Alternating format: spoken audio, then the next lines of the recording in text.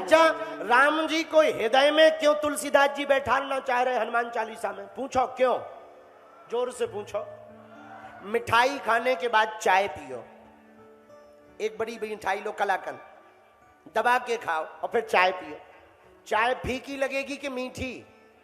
जोर से बोलो। और खूब शक्कर डाल दो फिर भी कैसी लगेगी? क्यों लगेगी फीकी? क्योंकि चाय से ज्यादा मीठी पहले उसकी माताजी खा ली, शक्कर की माताजी मिठाई पा ली, तो चाय कैसी लगेगी? फीकी लगेगी कि नहीं लगेगी? बोलो हाँ जी या ना जी। उसी प्रकार राम जी जब हृदय में बैठ जाएंगे तो संसार फीका लगेगा, भगवान का रंग ही रसमय लगेगा, जगत फीका लगेगा। इनका रस, इनका रूप, रंग, इन्हीं में आनंद। अच्छा, मीरा को लोग पागल कहते थे, बावरी कहते थे, पर मीरा तो बावरी होकर के भी आनंद में लूटती थी, डूबती थी, नाचती थी, गाती थी। एक बात और बोले, पागलों कह दो, बोलो जोर से कहो।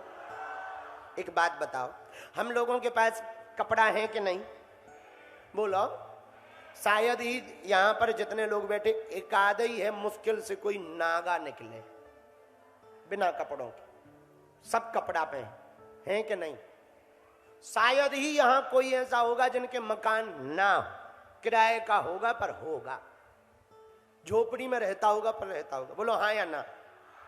मकान है, गाड़ी है, दुकान है, लुगाई है, बीनड़ी है, लड़का है, खसम है, सब कुछ है, फिर भी दुखी है, फिर भी दुखी है। और महात्मा, न घरवाली, न व्यवस्था, न ठीक से कपड़े, फिर भी सुखी। अब एक बात बताओ, महात्माओं को दिमाग खराब है कि तुम्हारा? महात्मा पागल हो गए कि तुम हो गए? बोलो बोलो।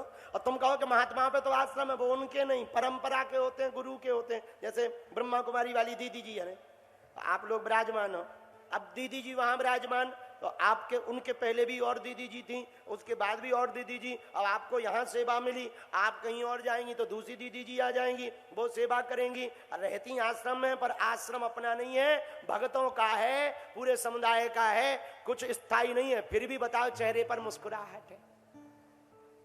कुछ भी नहीं है, फिर भी देखो चेहरे पर क्या मुस्कुराहट। और उधर देखो माता जी है ना, ऐसे बैठी जैसे घर से पिट के आई हो, सब कुछ लुट गया हो। अब एक बात बताओ, इनका दिमाग खराब है कि तुम्हारा? बोलो बोलो बोलो। इनका नक्कटू, इनका काहे का दिमाग खराब? अरे भाई, इधर कुछ ना होते हुए भी मुस्कुरा रहे, इधर सब कुछ होते हुए भी मुस्कुरा नहीं रहे।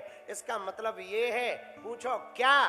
इन्होंने परमात्मा को सब कुछ मान लिया, जगदीश को सब कुछ मान लिया, हम लोगों ने जगत को सब कुछ मान लिया।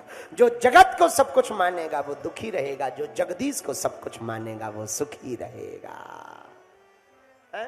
तो भगवान के चरणों में रहने वाला व्यक्ति क्या रहता? बोलो बोलो बोलो बोलो।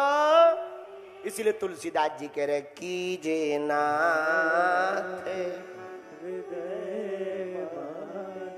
इसीलिए भगवान आप हमारे हृदय में वास करो। क्यों करो? भगवान के आने से क्या क्या आता है? पूछो क्या? जिसे भगवान, जैसे हमारे बद्रीनाथ वाले महाराज जी, जब से कन्वा साक्षी गोपाल मिल गए तब से नच ही रहे। तो भगवान के आने से खुशी मिलेगी, नृत्य मिलेगा, मुस्कुराहट मिलेगी। एक बात बोले पागलो, कह दो, बोलो। चिंता सबको खाते है, चिंता सबकी पीर, और जो चिंता की फाकी करे बाको नाम फकीर।